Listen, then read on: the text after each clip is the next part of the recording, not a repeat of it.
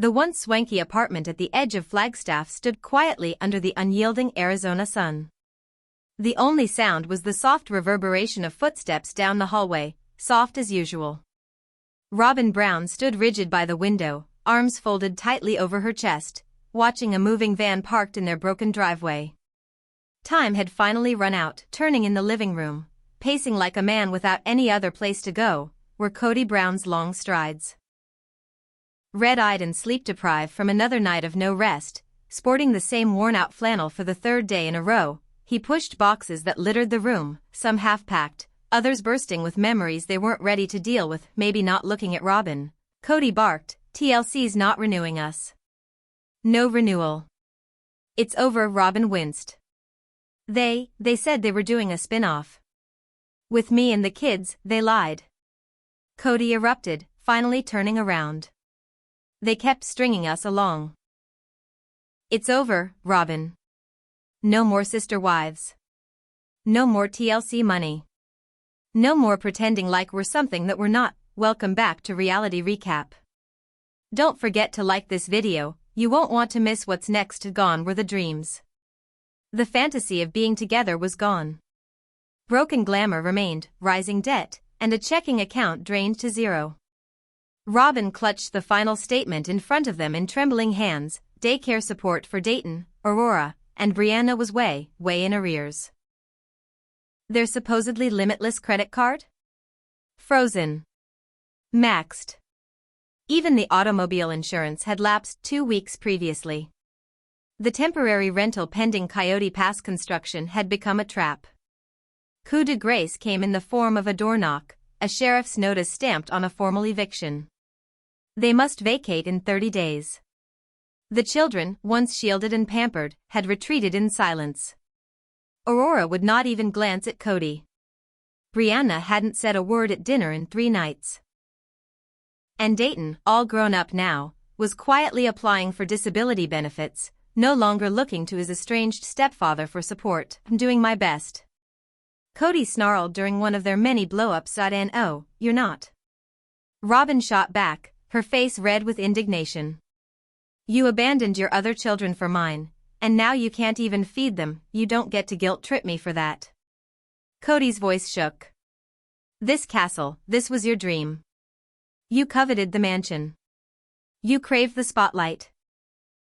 "I just craved security," Robyn cried. "I didn't want to be forsaken like Meri, or Janelle, or Christine." Their names fell on the air like curses. Then came the breaking point, from the children themselves. Aurora's voice cut through the air. "I'm no longer a child. I can't continue on like this. Playing like this family is okay." She stared hard at Robyn. "I'm leaving. Aunt Janelle invited me to stay with her, and I said yes." Kody went pale. "What? Her? She's turning all of you against me." "She's been a better mother than you for months," Aurora snapped. "She actually has food in her fridge." Dayton nodded slowly. "She's warm. She's stable. You too, you're lost." Even the reserved Brianna had hardly spoken. "I'm tired of watching you disintegrate and telling us to pick up the pieces." 2 weeks later, all 3 children snuck out without saying goodbye. Then there was public humiliation. Paparazzi snapped Kody and Robyn outside a pawn shop with jewelry. Within hours, the headlines went haywire. Kody and Robyn Brown pawn wedding rings, broke and evicted. The photos went viral across Reddit. Old-time fans ridiculed them. It was called karma by critics. Janelle posted a photo of her grandkids at a barbecue with the caption "Grateful for the ones who show up." Christine, gorgeous and remarried in Utah, posted a mysterious video from her bed and breakfast. When you build your future on someone else's promise, you'll always end up homeless. Emotionally and financially. It was no secret who she was talking about. Now, Robyn and Kody were stuck in a dingy roadside motel. 1 room. 1 bed. The microwave flickered when it was plugged in. Kody sat at the foot of the bed, thumbing through a motel Bible. His face was gaunt. His jaw clenched. This isn't how I imagined it would go," he growled. Robyn stood by the bathroom, loose arms at her sides, hair frazzled and makeup smudged. "I believed you were the solution," she said, her voice fractured. "You said we'd be provided for. You said that God had planned for us to be together." Kody remained silent, far away. Thunder boomed across the desert horizon, rain came down hard against the motel windows, as if the universe itself was crying for the loss of something imagined. They had lost everything, no home, no family members left who cared to help them. No money. No backup plan. Just each other. And that was even beginning to seem inadequate. Inside the humid motel room, the stench of mildew mingled with burnt microwave popcorn. Robyn sat cross-legged on a dipping mattress, her laptop perched on a pile of unpaid bills. Her 17 draft emails to TLC had been rewritten. Now her finger hovered over the send button. Subject: Robyn rebuilt, a potential Sister Wives spin-off. She was bearing it all. Robyn told TLC executives in the email that she was willing to share her reality. No glamour. No filters. Nothing but tough reality, what it really cost to be the favorite wife, the emotional toll of years of favoritism, and the price of a broken-down family. Inserted were images meant to tug at the heart, her crying alongside a half-full U-Haul, a motel snapshot under a low-hanging overhead sign, and a shot from an antique confession booth where her hair was immaculate and her confidence bulletproof. She sent it, then they waited, even hours passed. There was nothing but an auto-reply response: "Dear Discovery, thanks for contacting us. Your submission will be reviewed upon arrival." Robyn fell onto the pillow, one still bearing the residual odor of cigarette smoke, and wept herself into a sleep. Scene 2, Kody at Janelle's door. Meanwhile, across town, Kody stood on the porch of a little bookstore outside Flagstaff, his cowboy hat grasped tightly in trembling hands. The porch light overhead buzzed and cast an unstable glow. He hadn't seen Janelle since over a year ago. He knocked on the door groaned open. Janelle stood there in jeans and sweater, arms crossed, face pale. "Kody," she said flatly, "I didn't know where to go," he began, his voice shaking. "The children are gone. Robyn barely speaks to me. I require help." She had walked out and shut the door, "Just for a couple of nights," she said. He turned his face away. "Just enough to explain for a couple of nights," he replied. "Maybe to release the car from impound. They took it last night. I could not even take Robyn to the pharmacy." Janelle's face set in lines, voice firm but cold. "Gave you all, my years, my loyalty, my pay. And when you finally had the life you claimed to desire, one wife, one big house, you left us behind. My sons and I were treated like roadblocks. Like we weren't essential." His eyes welled up. "I messed up. No," she replied. "We all made choices. But you were ruthless, Kody. And now you want us to come and rescue you?" He moved a step closer. "I'm not asking for forever. Just assist me in standing up once more." Janelle hesitated, then took from her pocket a crumpled slip of paper and handed it to him. Not money, it was a referral card. "Flagstaff Community Resource Center, homeless intake. Won't provide you with money," she said gently. "But they'll feed you. Maybe help you find work, get a job, maybe assist. You did more for me, though, when I was in need." She turned and went back in. The door clicked shut behind her with a final thud. Kody standing alone outside in the cold. Scene 3, Aurora's truth. 2 days went by before Robyn's phone rang. A text from Aurora: "We need to talk. Just us." Robyn rode the city bus across town. She discovered Aurora alone in a tiny park by Janelle's neighborhood, sitting on a swing under gray skies. She appeared older, tougher, someone who had borne too much hurt for far too long. "I didn't bring Brianna," said Aurora. "This is between us only." Robyn sat down next to her on the swing, trying to decipher her look. "I asked something wrong? Something occurred at Janelle's?" Aurora gazed straight ahead. "Remember when you said I had to call Kody Dad? You said he loved me like family." "Of course," Robyn whispered. "I only wanted you to be safe, but I wasn't," Aurora stated, trying to hide the shaking in her voice. "You wanted a nice picture for the cameras. You tried to rewrite everything." But I remember. Robyn's eyes welled up with tears. That is not fair. No, what wasn't fair, Aurora said, was pretending. Playing the role of being a member of a family that never quite belonged. All those years shaping myself into someone other than I, just to keep the peace. She approached her mother. Now that it's all come crashing down, you still want to shape the story. Robyn's voice cracked. I never wanted to hurt you. I know, said Aurora quietly. But you did. She stood up. I need space. Actual space. I'm going to college. Robyn nodded. Wonderful. I'm proud of you. Aurora glanced down. I'm changing my last name. Robyn stood stock still. To what? Sullivan, Aurora breathed. It's who I am. All along I am not a Brown. Robyn collapsed into tears. Aurora turned away without glancing back. Undefined, her footfalls disappeared into the drizzle as Robyn sat alone, once again, under a gray, still sky.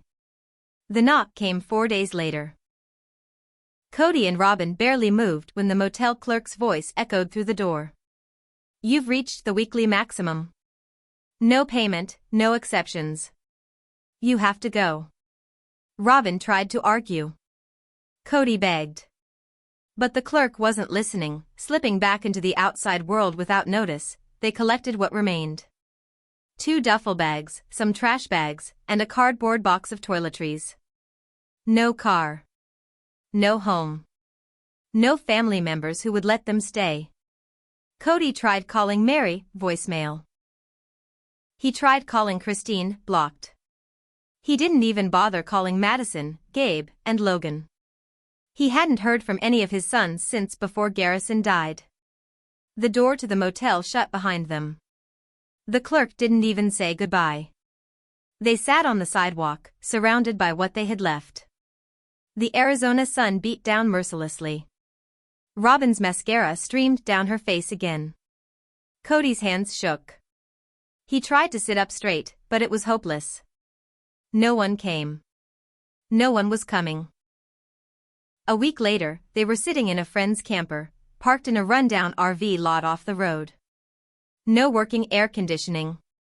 Every truck that thundered by rattled the metal walls. Robyn sat cross-legged on the plastic bench inside, reading off a legal website on her cell. They used us, she complained. TLC profited from our misery. They built an empire upon our tragedy. We need to force them to do something. Kody, dripping sweat in his bare chest on the camper's thin mattress, hardly moved. Robyn, we signed it all away. We were puppets. We gave them everything. They owe us nothing. Robyn would not drop it. She phoned a local family rights attorney the next day. His reputation was bad, his website almost useless, but she said it all to him: empty promises, tampering with production, emotional damage. The attorney listened and then said to her, "Do you have any written records of bad conduct?" Robyn hesitated. No. But it was understood, the attorney sighed. You don't have a case. You were paid. You signed non-disparagement agreements. And they haven't used your image since filming stopped. You're not the first to feel discarded. Welcome to reality TV. Robyn hung up. Her expression blank. Kody said nothing. Later that week, Kody earned a bit of money moving furniture for a church acquaintance. It was just enough to get groceries. He walked into a discount store, sweaty and embarrassed. He grasped what little he could purchase. Bread, peanut butter, tuna from a can, coffee. And then the sound of a voice behind him put him in place. Well, I didn't expect to see you on aisle 5. Christine. Standing up straight, beautiful as ever. Her cart full of fresh produce and craft supplies. Her new husband, David Woolley, standing next to her, arms folded. Christine's smile was not unkind, but neither was it tender. I heard things are bad, she murmured. Sorry, I'm doing the best I can, Kody replied, swallowing his pride. I wish you'd done it when the kids were small, she snapped, her voice a little harder. When you couldn't be around for Truly's operation because you were too busy creating Robyn's fantasy? David placed a restraining hand on her shoulder. Let's go, honey, but Christine looked back over her shoulder once more. You chose her. And you let us all sink. Now you're sinking. And no one's throwing you a lifeline. She walked away. Kody paid in crumpled up money. His paper bag tore in the parking lot. Robyn saw a help wanted sign on a thrift store near the RV park. A part-time position. Cleaning. Sorting. She didn't tell Kody. She applied instead. The morning of the interview, she dressed in a creased blouse from better days and worn church flats. The manager, a keen-eyed woman by the name of Karen, reviewed her documents. Didn't you appear on that program? Sister Wives? Robyn smiled uncertainly. Yes. That was me, Karen chuckled. TLC funds always end. Robyn's smile diminished. I just need a new beginning. Karen handed her an apron. Undefined. You report Monday. Don't be late. 2 Lives, once marched across national television as the new plural marriage, now slipped silently past the racks of a thrift store and the rusting metal walls of an RV, and Robyn still didn't know what was next. One evening, in one of Robyn's exclusive group chats, Brown Kids Unfiltered, a fresh message thread pulsed. It wasn't joking around. This was different. Michael T., Savannah, Madison, Hunter, Paydon, Logan, and Gwendolyn had all been observing Kody and Robyn going off the rails in silence. Logan finally wrote what they were all thinking: this is getting out of hand. We have to step in. Not for him, snapped Gwen. For Robyn's kids. They're on their own. They didn't do this. They had arranged to meet up in Flagstaff. It wasn't reconciliation, it was rescue. To specifically find Aurora, talk to Dayton, and offer real help. Not performative help like Kody used to parade around with. And they all agreed, Kody was not included. Nobody wanted to deal with him. They brought Aurora to a quiet cafe. She seemed drained, emotionally exhausted, barely herself. Michael reached out and placed a hand on the top of hers. We're not mad at you, he said. You were swept up in it all. Madison nodded. You're still our sister. Any of us would take you in. There's room. There's love. Aurora's eyes welled up. But this time, the tears were not tears of sadness, they were tears of relief. I thought everyone hated me, she breathed. Logan leaned forward. No. We just hated who he turned us into. Aurora fell to the ground. Each of her brothers and sisters hugged her in turn. Dayton arrived later and spoke in a low, tentative voice. Brianna stood back, saying only that she'd think about it. But for now, the message was clear. The siblings were moving forward, but Kody and Robyn weren't part of that image. That same night, Kody sat barefoot in the gravel outside the rusty trailer. His phone screen lit up in the dark. He scrolled through the numbers of old. Christine. Thumb hovered. Then Janelle. Then Meri. He didn't call. He just stared at the names as if they were gravestones. Finally, he tossed the phone to the floor. Looking up at the vast, open sky, he spoke softly, God, what do you want from me now? No answer. Just quiet. He wasn't a husband anymore. Not a leader. Not the father his children once needed. He was a shadow of something lost long, long ago. A man no one now followed, and nothing more to give. Meanwhile, Robyn was falling apart on her own terms. She'd been working at Penny and Dust, a cluttered little used store on the outskirts of Flagstaff, for 2 weeks. But it had been her sanctuary. Her name tag, Robyn, floor assistant, served as a disguise and a scarlet letter. It took few shoppers to notice her. She remained quiet, wore very little makeup, and shaved her head close to the skull, but that all ended on a Thursday afternoon. A group of college girls stormed into the store, laughing and filming a TikTok challenge. One of them was speechless. Wait, is that Robyn Brown?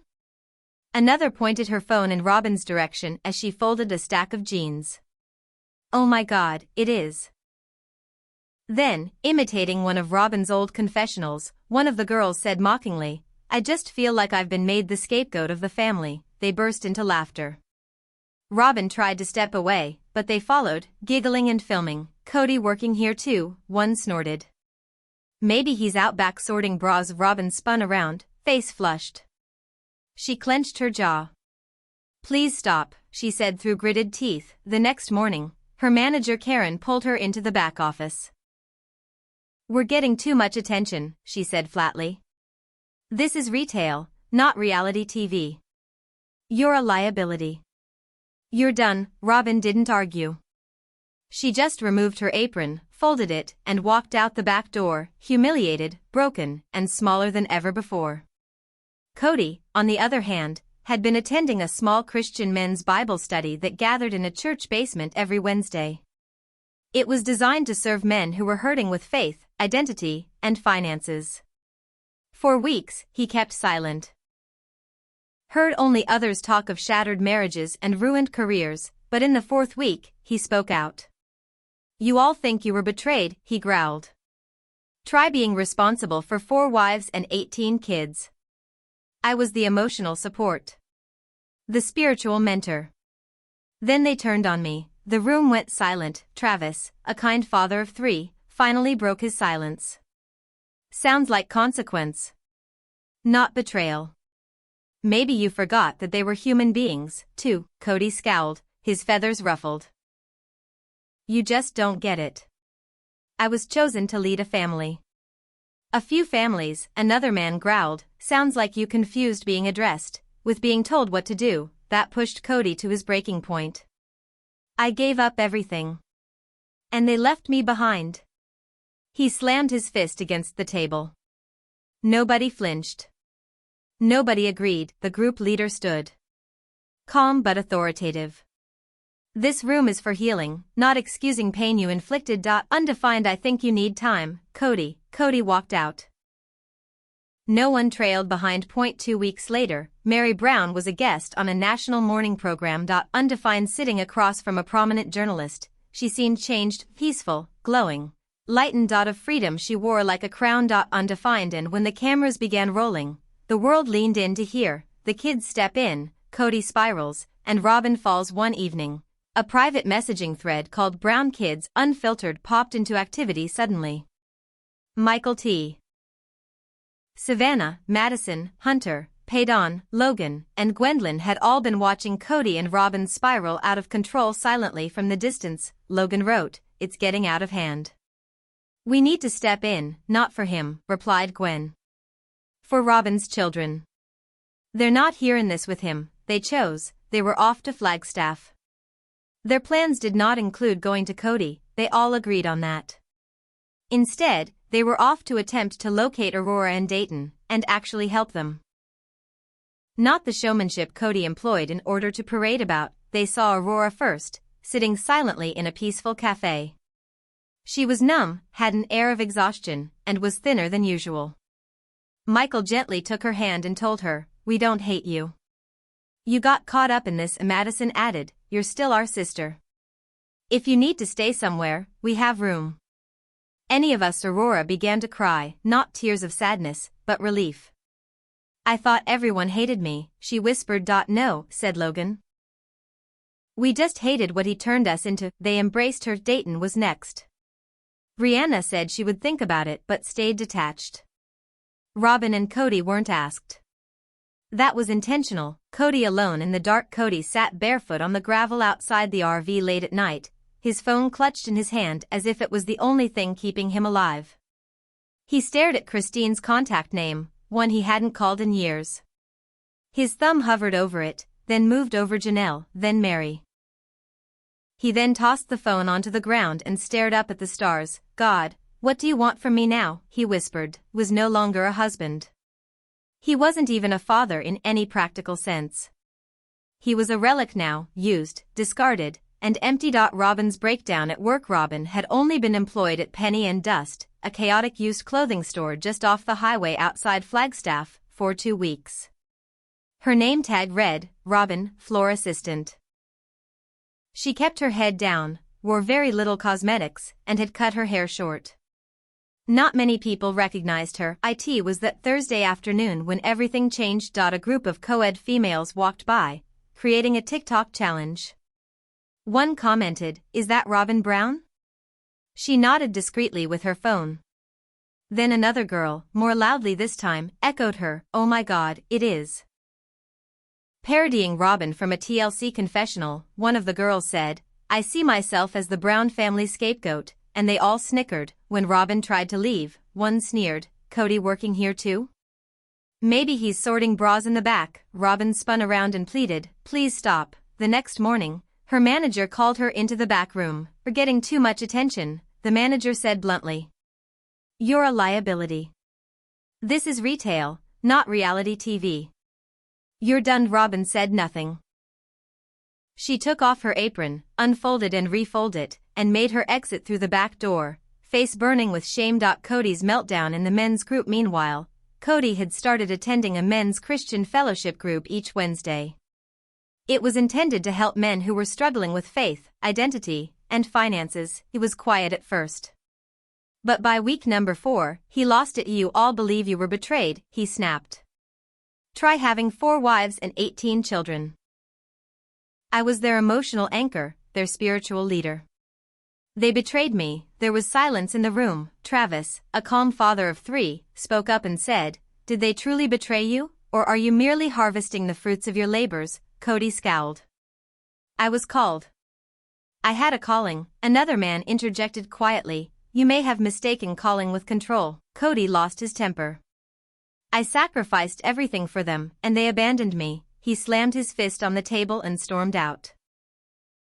Nobody followed him. Meri's viral interview 2 weeks later, Meri Brown appeared on a nationally syndicated morning TV show. Smiling happily in front of a familiar reporter, she was relaxed and free. She continued, "I didn't leave a marriage. I escaped a system that was killing me, smile by smile. I was taught to sacrifice until there was nothing left. And when I did, I was discarded." The host inquired gently, "Was Kody emotionally abusive to you?" Meri did not flinch. "Yes." The video went viral immediately. Comments poured in, survivor stories, support, and encouragement. Robyn breaks, Dayton snaps, Christine extends an olive branch. Robyn saw the interview on a borrowed phone while ironing clothes in a laundromat. She cried openly, then tossed the phone to the ground and flung out of there. Meri finally spoke aloud, the one thing Robyn had always feared the world would ever hear. Dayton confronts Kody back in town. Dayton was secretly unraveling. He'd been flat-sharing with an old friend, pulling in occasional shifts in an IT repair business. A repeat showing of Sister Wives pushed him over the edge, one in specific, the moment in which Kody dramatically adopted Dayton and his sisters. "These are now my children. I will give them my undivided love," Kody had declared. "It was all a facade," Dayton called his mother. "Tell him to meet me at the Overlook." An hour later, Kody puffed up, gasping from the climb. "You lied," Dayton snapped coldly. "You told the world in front of 1 million people. But when things got rough, you disappeared." "I didn't disappear," Kody snarled. "Yes, you did. The minute the cameras were off, so was your love. You manipulated us." Dayton advanced another step. "Don't call yourself my father.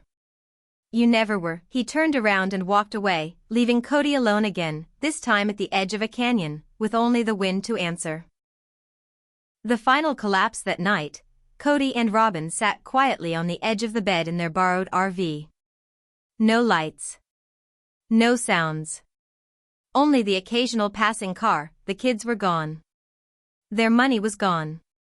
The show was over. Their voices, once boomed by confessionals and camera crews, were now hollow in the darkness. Robyn gasped, "What do we do now?" "I don't know," Kody replied. They held on to each other, not because they loved each other, but because they were scared. Robyn seeks help. In the rear of a crumbling strip mall was a local mental health clinic. Robyn arrived alone, wearing oversized sunglasses and toting a scuffed-up leather bag. When her name was called, she didn't rise. Then she did rise, because nobody was left to carry her. Her therapist, Dr. Elise, was soft-spoken and unhurried. Robyn sat quietly for 15 minutes before the words spilled out, "I was the obedient wife. I did what I was told. I smiled in front of the cameras. I withstood the abuse. I put myself on the line for his children. And now I have nothing. Not even their respect. Not even their love, she sobbed rackingly. I thought if I complied, I would be safe. Doctor. Elise nodded gently. You gave up yourself. Now there's no one else to take care of yourself. Robyn sobbed in her car for an hour after the session, the toughest cry since the divorce from David. For the first time in years, she had felt something close to truth. Christine reaches out. 7 days passed, and Robyn's phone flashed. Christine. Robyn didn't even pick up initially. But desperation or curiosity overcame her. Hello, Christine said. Robyn, let's talk. They had a subdued meeting at a simple cafe near Flagstaff. Christine brought Michael along. Robyn came alone. Christine didn't beat about the bush. Resented you for years, for the favoritism, the lies, the way you kept Kody separated from the rest of us. I still think that you were a major contributor to the breakup of the family. Robyn winced but remained silent. But I've learned, Christine said, that hate isn't serving my daughters. And it won't serve yours either. She moved an envelope across the table. The Utah Women's Support Center. They help women escape spiritual abuse, codependency, and isolation. I gave in your name. They'll return your call. Robyn's voice cracked. Why are you helping me? Christine looked at her straight on. Because our daughters need healing. I finally healed myself. She took a break, then rose to leave. The interview was life-changing. Raw and riveting, it quickly captured national interest. The headline read, Escape from Spiritual Abuse, Meri Brown Speaks Out. She did not hold back. I didn't leave a marriage, she said. I escaped a system that hollowed me out, one smile at a time. I was told to keep sacrificing until nothing was left. And when I finally did, I got left behind. Kody leaned forward. Did Kody emotionally abuse you? Meri didn't bat an eye. Yes. The video went viral. Waves of support, survivor stories, and messages of solidarity filled the comments. Across town, Robyn watched it on a borrowed phone in the RV park laundry room. She choked for air. Then came the sobbing, tough and bitter. She smashed the phone onto the asphalt and ran outside. Meri was gone and had said the one thing Robyn never wished to hear spoken. Dayton, in the meantime, was reaching his own breaking point. He'd been hiding out quietly with an old school friend, trying to escape the circus his family had become. Then a single rerun of Sister Wives aired, a clip where Kody was theatrically adopting Robyn's kids. The words echoed, "These are now my children. I will give them my complete heart." But to Dayton, it had all been a performance. He called Robyn. His voice was cold. "Tell him to meet me at the Overlook." Kody showed up an hour later, exhausted from the climb. Dayton stood at the edge, his arms folded and his voice trembling. "You lied to me," he said. "You made promises in front of cameras, then vanished when things got difficult." Kody tried to defend himself. "I didn't vanish," but Dayton cut him off. "You stopped being a father when the show ended. You used us for attention, image, ego. I was sick, and I needed you. You never came. But you had time to scream on TV." His voice cracked. "Don't call yourself my father anymore, you never were." Dayton then turned and walked away, leaving Kody alone on the edge, the canyon winds echoing his silence. That night, in the RV's tiny bedroom, Robyn and Kody sat together in the dark. No lights. No sound. The kids were gone. The money was gone. The show was gone. All that remained was the hollow between them, once occupied by camera crews and scripted apologies. Robyn's voice shook. "What do we do now?" Kody just stared ahead. "I don't know." They held each other's hands, out of fear, not love. Robyn was more often alone. She pushed open the door, between a vape shop and a laundromat at the back of a seedy strip mall, one morning, and into a community mental health clinic. Wearing oversized sunglasses and carrying a worn leather handbag, she sat wordlessly in the waiting room. When her name was called, she didn't stand up at first. Then she did, because no one was going to pick her up. Her therapist, Dr. Elise, was soft-spoken and kind. Robyn remained quiet for the first 15 minutes. But then it all poured out. I was the good wife. I did what I was supposed to do. I smiled for the cameras.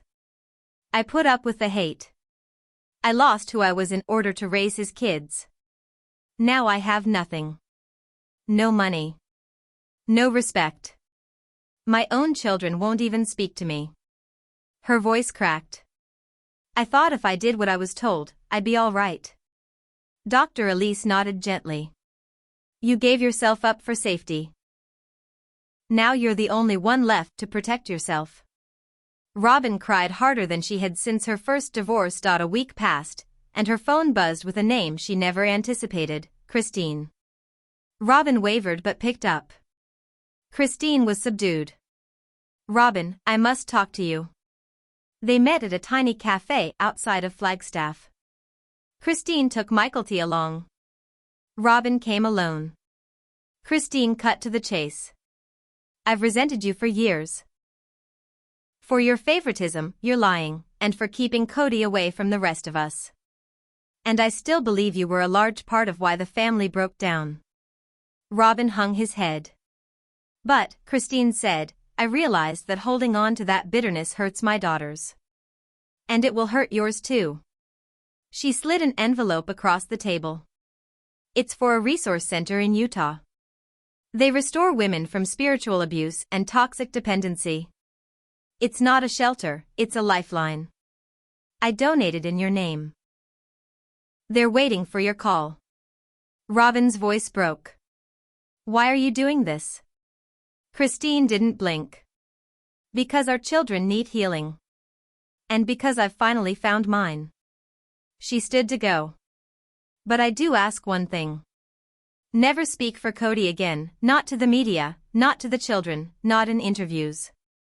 If he wants redemption, let him earn it on his own. If I discover you're still covering for him. She didn't need to elaborate. Robyn simply nodded. She wept that weekend. Kody vanished.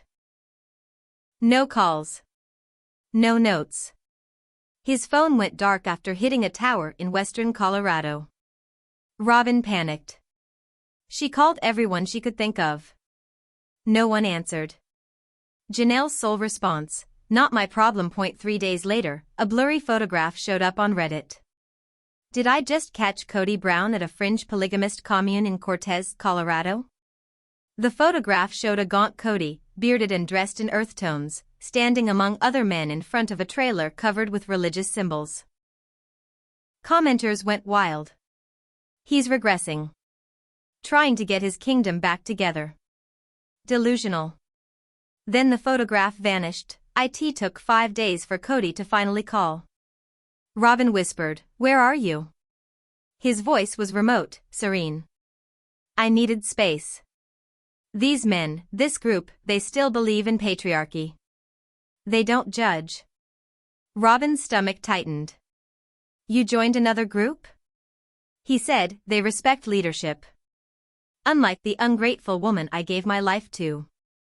The line went dead. That night, someone knocked on the RV door. It was Aurora.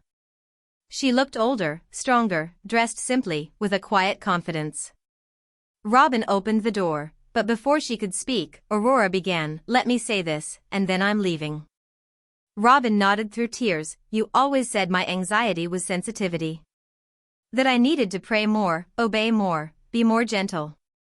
But you never once stopped to ask me why I was anxious. Robyn closed her eyes. You had me lie for the cameras. Smile when Dad yelled at us. Defend you when my siblings hated you. I did it all. Aurora stepped forward. But none of that was love. It was fear of being rejected, replaced, abandoned. Robyn collapsed. Aurora's voice softened. I know you didn't mean to hurt me. But you did. I'm in therapy now, healing. Without you. She handed Robyn a folded paper. "This is my new number. I'll call if I ever want to talk. But I'm not your emotional support anymore." And with that, she was gone. Robyn collapsed onto the RV steps, clutching the paper to her chest, crying into the Arizona night. 2 days later, a letter arrived at the P.O. box she obsessively checked. It was from Warner Brothers Discovery Legal Affairs.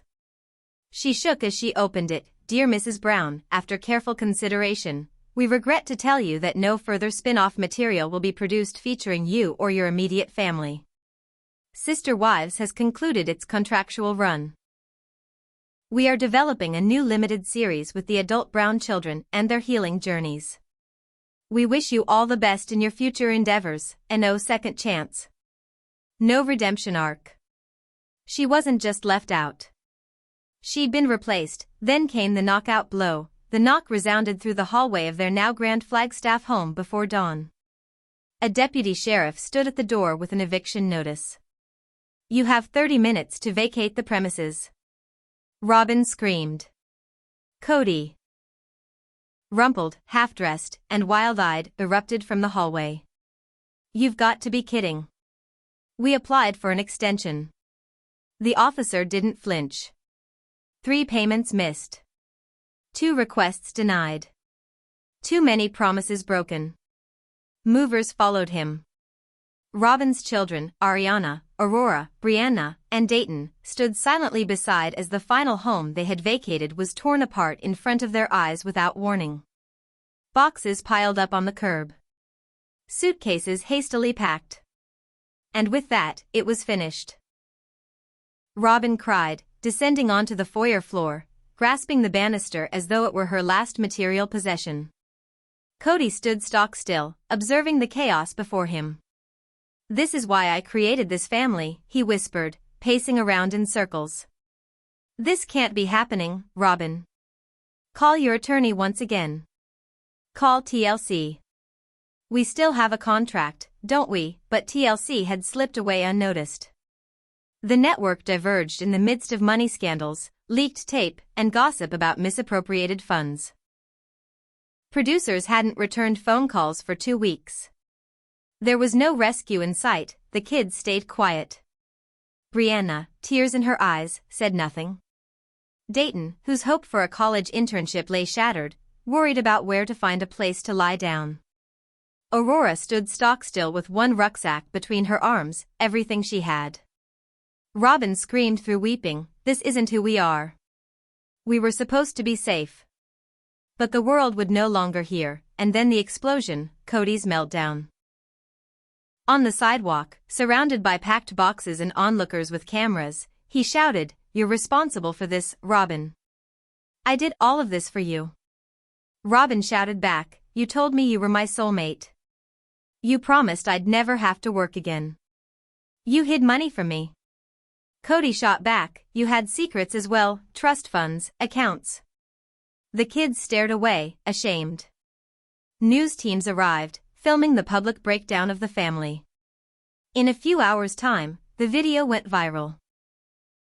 A snapshot of the Brown family's breakdown. Kody slumped on the box marked Christmas decor, staring blankly. "I should have never left Meri. Never left Janelle." Robyn wiped her face, took a shaky breath. "I'm leaving for my cousins with the kids. Don't follow us. You've done enough." The children followed silently.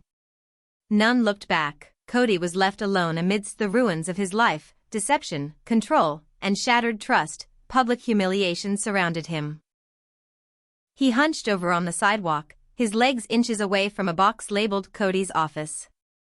The yellow sky weighed heavily on him. He stood paralyzed by embarrassment, shock, and deep betrayal. The mob had dispersed. News vans pulled up outside, with hashtags like #KodyMeltdown and #BrownFamilyCollapse trending on social media. Clips of Robyn dashing out with kids in hand and Kody screaming garnered millions of views on TikTok, Instagram, and YouTube. Kody Brown was no longer a star, he was a meme. For the first time in decades, his phone buzzed. Gwynlyn had texted, "Are you all right, Dad?" He hadn't responded. How could he? A text from Pawn was, "I said I would. You shattered us all. See where you've ended up?" Enraged, Kody flung the phone onto the sidewalk. No scheme. No home. No car. Robyn had driving off in the Suburban, title in her name. His wallet was gone, packed or discarded. A tow truck arrived to remove the furniture. The bank had seized the property as collateral. Kody wandered for hours, still wearing the same shirt, talking to himself alongside a gas station at sunset. The kingdom he had promised himself, the Coyote Pass land, was now miles and lost. Due to an underhanded legal tactic on the part of Meri and Janelle's lawyer, they had acquired total control. Kody, distracted and unprepared for the real world, hadn't put up a fight, found himself at a seedy motel on the edge of town, a joint that had bulletproof glass protecting the front desk. The clerk didn't recognize him. He paid with a crumpled $20 he found in his pocket and took the key to room 4. Inside, stale cigarette smoke and mold welcomed him. Flickering light cast long shadows on rotting wallpaper.